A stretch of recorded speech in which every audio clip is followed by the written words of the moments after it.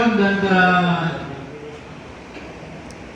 the Semilla Pavilions Norte chapter will pass a resolution indicating the observations, and those observations be included in the draft modification of applications for net metering.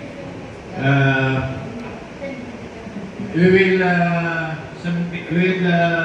address this resolution to the DILG as the implementing agency of this GMC. So, is there any objection? There being none, the proposed resolution to be submitted to DILG indicating our observations to the provisions of GMC 001 Series 2026 be approved and adopted. So let's go to the next agenda. While waiting for the result or the actions of the resolution, parang hindi pa natin na-resolve yung issue na kung ano yung gagawin muna natin. Kung ano yung i-alab natin, the unified forms as per JMC ba? Or ano yung gagawin natin? Electrical permit lang, NCFEI, or shall we adopt the form and we alter with CFEI? So para uniform tayo lahat. If I heard right, yung sinabi ni Engineer Richard, na sabi na Director, discarded nyo na lang.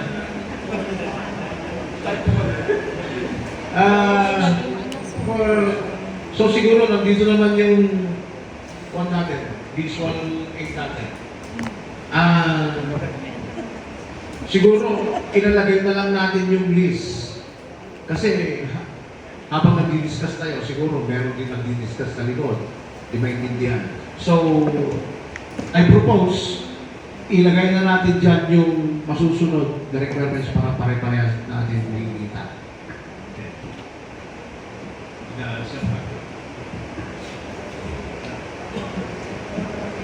May iwasan tayo.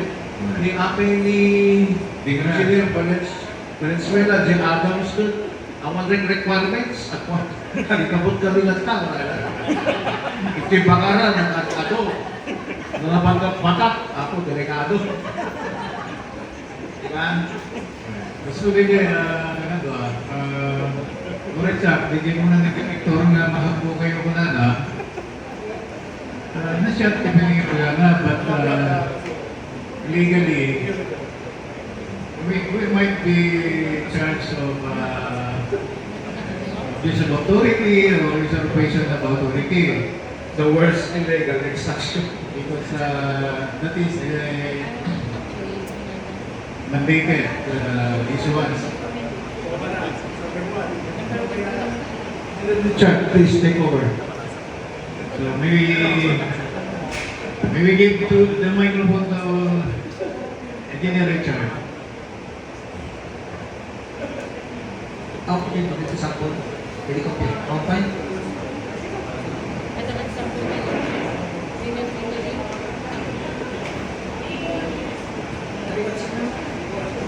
rin? Maybe I can do it.